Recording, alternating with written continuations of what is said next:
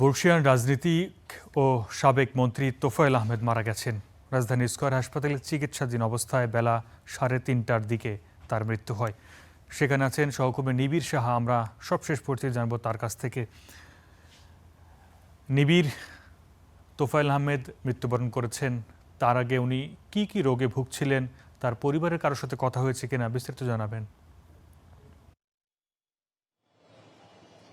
আরিফ, বেলা 3:30টা নাগাদ তার মৃত্যু হয়েছে বলে আমাদেরকে হাসপাতালের পক্ষ থেকে জানানো হয়েছে। পাশাপাশি তার পরিবারের সদস্যরাও কিন্তু নিশ্চিত করেছেন এবং কিছুক্ষণ আগে, এখন থেকে প্রায় 20 থেকে 25 মিনিট আগে তার মরদেহ স্কয়ার হাসপাতাল থেকে নিয়ে যাওয়া হয়েছে রাজধানীর ধানমন্ডির তাকওয়া মসজিদে এবং সেখানে বাদ মাগরিব তার প্রথম জানাজা অনুষ্ঠিত হবে এবং সেখান থেকে তার মরদেহ নিয়ে আসা হবে আবারও এই স্কয়ার হাসপাতালে এবং এখানে তোফায়েল আহমেদের মরদেহ রাখা হবে হিমঘরে এবং আগামীকাল হেলিকপ্টার যোগে তার মরদেহ তার যে গ্রামের বাড়ি অর্থাৎ নিজ জেলা ভোলায় নিয়ে যাওয়া হবে। সেখানে তার দ্বিতীয় নামাজে জানাজা অনুষ্ঠিত হবে এবং সেখান থেকে তার মরদেহ নিয়ে যাওয়া হবে তার নিজ গ্রামে এবং পারিবারিক যে কবরস্থান, যেখানে তার মাকেও সমাহিত করা হয়েছিল, সেই মায়ের কবরের পাশে তাকে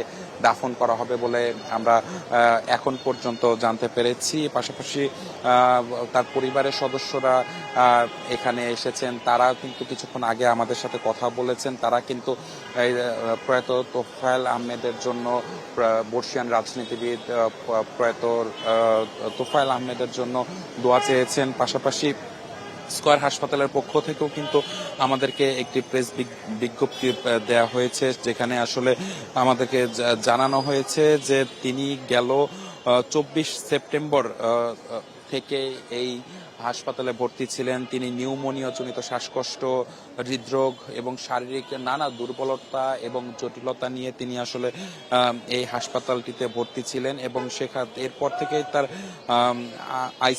আইসিইউ সিনিয়র কনসালটেন্ট ডাক্তার রায়হান রব্বানির তত্ত্বাবধানে তার চিকিৎসা চলছিল এবং আজকে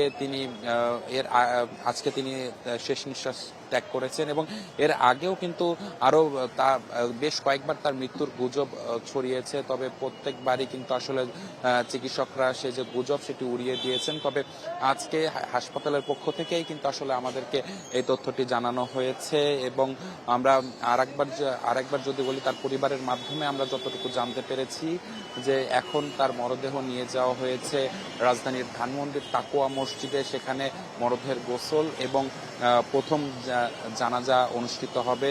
এরপর সেখান থেকে তার মরদেহ আবারও স্কয়ার হাসপাতালে নিয়ে আসা হবে এবং আগামীকাল ভোলায় নিয়ে যাওয়া হবে তার মরদেহ এবং সেখানে দ্বিতীয় জানাজা শেষে তার মায়ের কবরের পাশে তাকে সমাহিত করা হবে এবং তোফায়েল আহমেদ